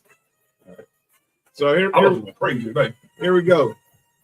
All right, let's start off Saturday. It's my Broncos versus Mark's Bills. I already know who I'm picking.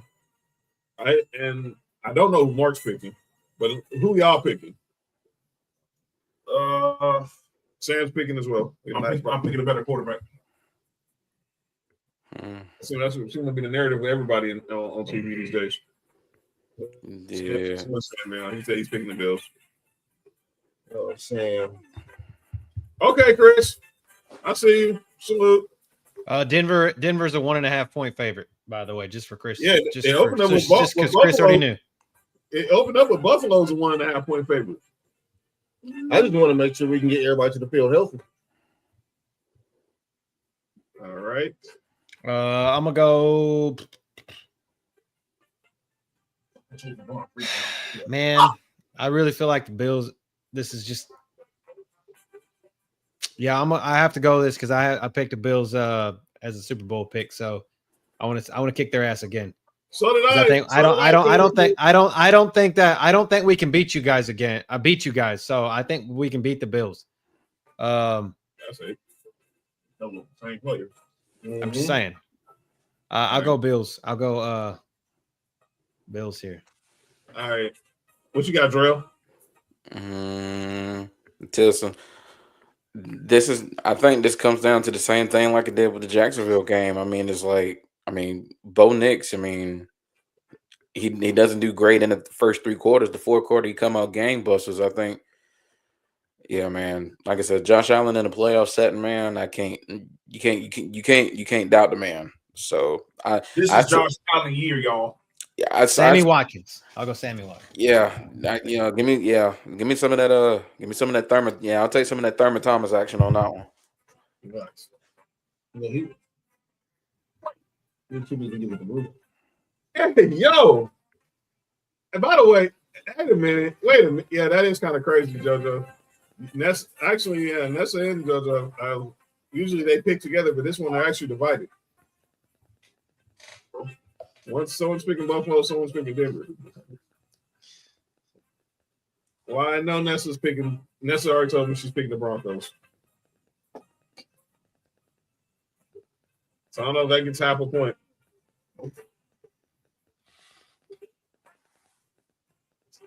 All right, next. So Nick, who you picking? Nick, who'd you say? I'm picking a better quarterback. I got OJ Simpson. You said a better quarterback here. You said OJ Simpson? The heck? Yeah, I'm picking the Bills. That's a killer. That's a killer pick. Hey, man.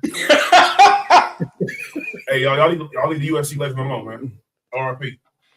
That man didn't do it, but he for sure know who did. I'm on the roll here. All right, Mark. What you gonna do? I'm on the roll here. Yeah, really? Okay. Give me Broncos. Okay. I know what you're doing here, but okay. All right. Well, all right. You can't. Hey, but here's the thing, though. You can't go from OJ Simpson and into Bronco. Like that ain't a good look.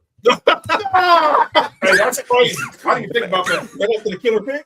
No. Hey, that's a stabber, boy. That's a stabber. No. He did not just say that. That's a stab. Yeah, he took a stab at that one. He took a stab at it, boy. I'm telling you. Well, telling you. All right. Next game, we got the Seahawks and the Niners. I know, JT, they wild, man. Hey. Oh, man. OJ Seattle's a 7.5 point favorite here. Wait, was it a Colombian next to the Yeah.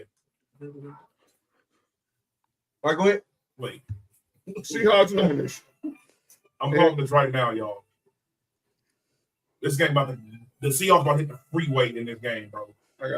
I can see it happen. So you got Yeah, you got- yeah. You got Sean Alexander?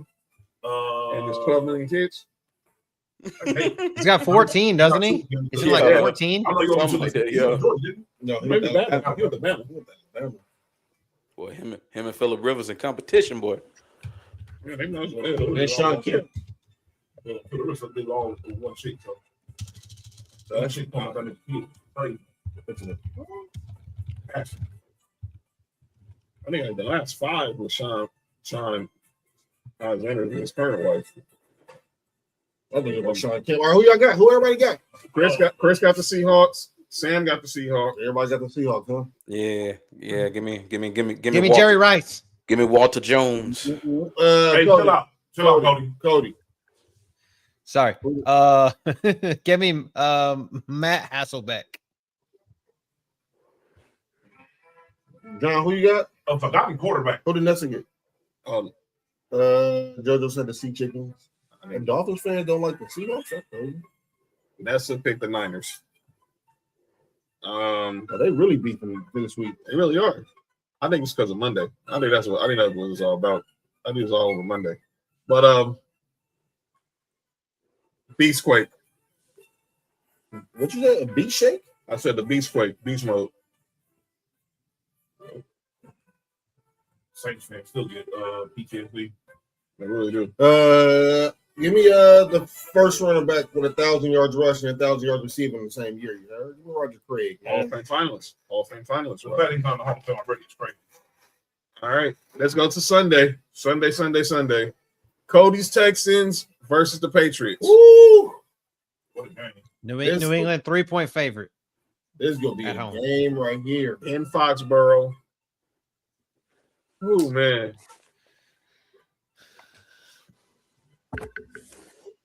My head is telling me to pick the Patriots.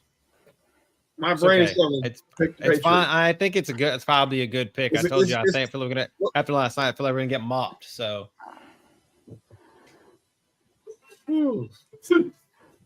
Vince Wilfork. yeah. Stop, fam. Okay. Don't do Okay, that. I got one. Danny Amendola. There you go. I got one for you. There's one. Hey, come on. All right, Cody. Okay, everybody chill out, man. Wes Welker. All right. My bad. Dude, I know this dude play for the Texans and the Patriots. It's crazy. He didn't. He was a coach for us too. He's a wide receiver coach for the Texans. At one point. No, Wes Welker. What's wrong with you? What's wrong with him? What's wrong with him? You good? What's wrong with him? Are you good? What's wrong with him? All right, making sure. All right, man. Yeah, Chris got the Gave it. Oh, who? Did you say gave it? Oh God. I hate Nick. Nick be hearing the wrong shit, man. Jake Moravia out here practicing half-court shots. Who? What, don't connect? No, Jake Moravia. What dog? Why everybody in the locker room? Hey, talk about, man. Right. Hey, what dog connect? Yo, Dude. what we doing? Yeah, bro, man. Just go, I mean, you ain't that sorry, bro. Stop it, man. Chris got the Patriots. Sam got the Patriots. Yeah, I think I got the Pats too. I hate picking Patriots. Go. I think I got Patriots too. Hey, Cody, if you lose, we win. You're a genius, but yeah, Man, hold on. Let me get JJ. you got Justin James. And go with the first ever Houston Texan, David Carr. Oh wow, A Super Bowl champion, by the way. Max. he is number 1 overall pick. Who you gonna Super Bowl with? Giants. The Giants is Eli's backup. He might back up. JT, this is still wild as hell when everybody says it. Give me Mr. Happy Endings Watson. Who said that? JT's that he's talking about Deshaun. He's not talking about me. Mr. Happy Ending Ones. There. He's talking about Deshaun. He's not talking about me. Well, Relax. speaking of Mr. Happy in the Yo, what's wrong with you? We would like to say What's wrong with you? 85% off on Yo, the you only- good? on Yo, the you only good? value. Hey. Yo, you good? Hey, I'm gonna give a quick shout out to Brandon in the block. That's Mr. Touch My Body.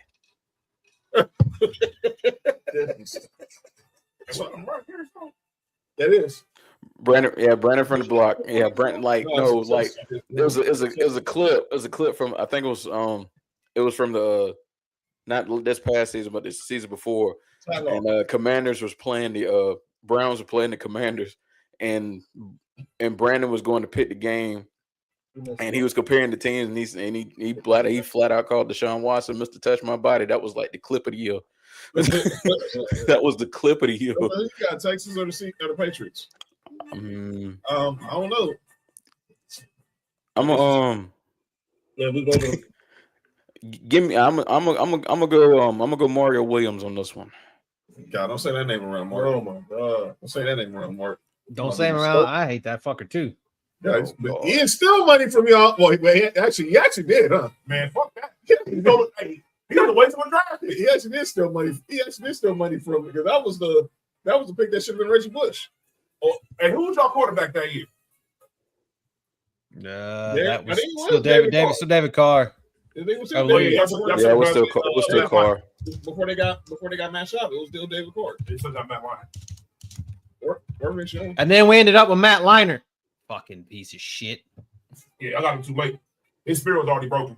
No, too late was out of SC. All right.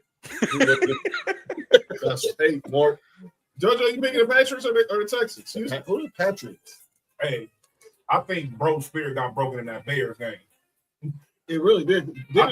He was never the same. And Dennis Green was RIP. Dennis Green coaching career wasn't the same after that either. Dennis Green knew he was going to get him fired. We picked Mario Williams. We picked Mario Williams, right? We could have had Reggie.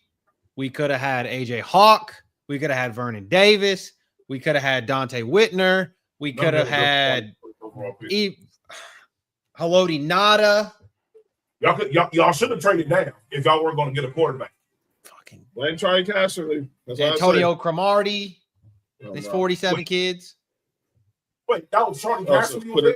Yeah, Charlie Casserly was the GM when they took Mario Williams. All right, in the last game on the NFL side. Okay, in the last game on the NFL side is the Rams versus the Bears. Now y'all good? Hey, what's the weather gonna be like in Chicago? It's expected to be cold. But let me see. No snow? No, I don't even know snow. They thought it was supposed to snow Saturday. It did in pregame. My bad, dog. This dude, something wrong with this dude.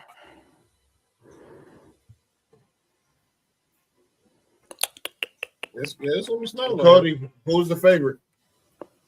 The favorite is Rams by 3.5. They said this weekend's game is expected to not only feel under 10 degrees, there's expected to be a precipitation. So they expect a high of maybe 10 to 15 degrees with 20 to 30 mile an hour winds. Well, I don't give a damn what the weather is. I'm gonna choose my boy, Mr. Fingernails. FanDuel says, expect 18% real field temperature will drop below 10 degrees. That's what we're doing over there on the field. Sam, of course, got the Rams. Give me Sophie and Elise Watson. Rams. No, okay. Who? Nessa got. She has. Man, give me the Bears, man. I feel like the Rams too. I feel like the Bears, 49ers, NFC Championship go crazy. Edward, it's gonna be real cold. Yeah, it's gonna be cold, all right. No, what if Sam Darnold goes to the Super Bowl?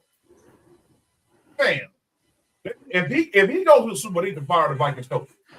Or somebody fire the GM because fire somebody. Fire the GM. You didn't know before I fired him. Seeing Judges.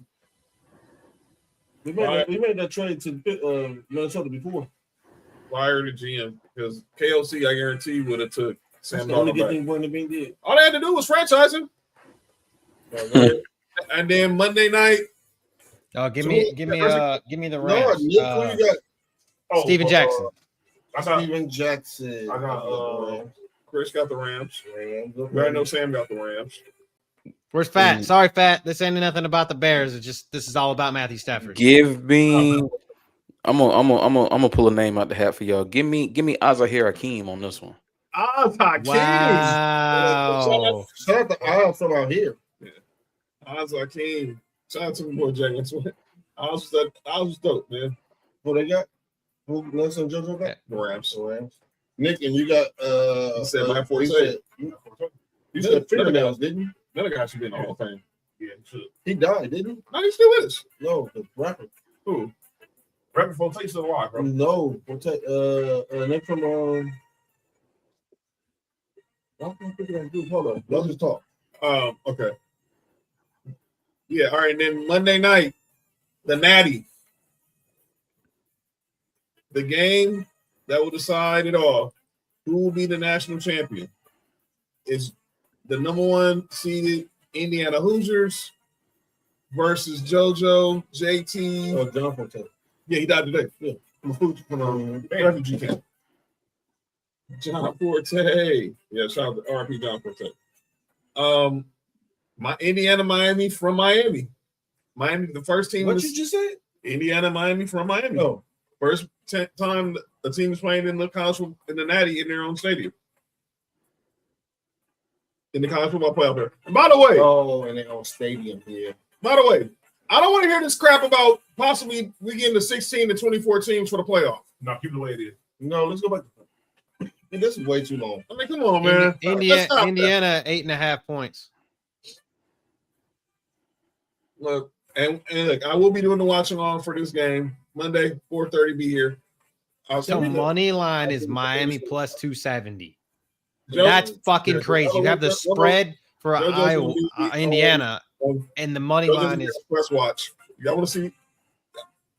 Yeah, JoJo's gonna be on stress watch this game, but she's gonna be a good soldier and be on the screen. She better than I am. Wow, that's right. She's mad. Chris picked the Hoosiers. Hey, listen, man. Every time I pick against Indiana win. Dan's picking the U. But with that said, we know Nick has a sorry, JoJo. I'm sorry. Has a vested interest in this. You're being a good soldier by doing and watching on while your team is stressing you out. You're being as more say, being a great team, being a team player. Antoine Randall L. Antoine Randall L. So that's Indy for Cody. Yeah. Yes, I'll be live on Monday. I said it in the meeting. You had a meeting?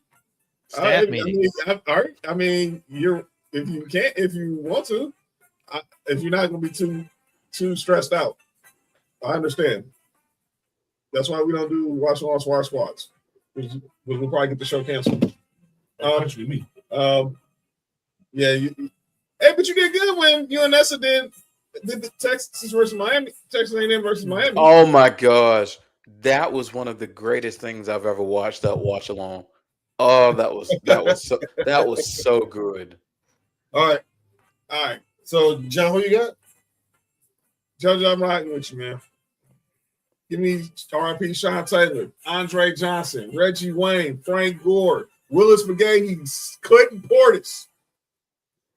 They're going to need all of them to win the game on Monday. Frank Gore, Duke Johnson, Greg Olson, Jeremy Shockey, Vince Wilfork. Charles, what's Cody, who you got? I went Indiana because I went Antoine Randall L, but I just Indiana. This is because I don't want to see Carson Beck win a fucking championship. That's all it is. Smelling I'm cooking. Give me Frank Gore Jr. Daddy. You know what I'm saying? Right. Get Frank Green, you heard? Warren Sapp. Miami. I'm gonna need a stress reliever before that game. Yeah. Ray Lewis. Yeah, that's what Who the next one? She picked Miami. Nessa did pick Miami. If there's any Drill, who you got? As a Falcons fan, I got to shout out another Falcon. Give me Tevin Coleman. Tevin Coleman, he picking Indiana. Now, Drill, I have a question. I literally just seen this while we was doing the show. All right, what's up? Have you heard any rumors about Kirby Smart going to being a Falcons coach? They tried it, but I wouldn't. I heard, but I honestly, God, I see no way that happens. Okay, because I literally while we were doing the show, I literally just seen that. Let me ask you before we get off here. Yeah, I think they were trying it. Some people were like, they tried to throw his name out there, but nah, I see no way that happened. That's a pick Miami, JoJo. I'm dead serious. She picked Rohan Marley? What? Yes, she picked Jonathan Vilma. She picked DJ Williams. DJ Williams from out here too. Eric Winston, Bryant McKinney. This is insane. Like, it's crazy. Like, I mean, I can name just about as many or more Miami Hurricanes players than I can even Georgia Bulldogs. I mean, even just about as many, like, off the top of my head.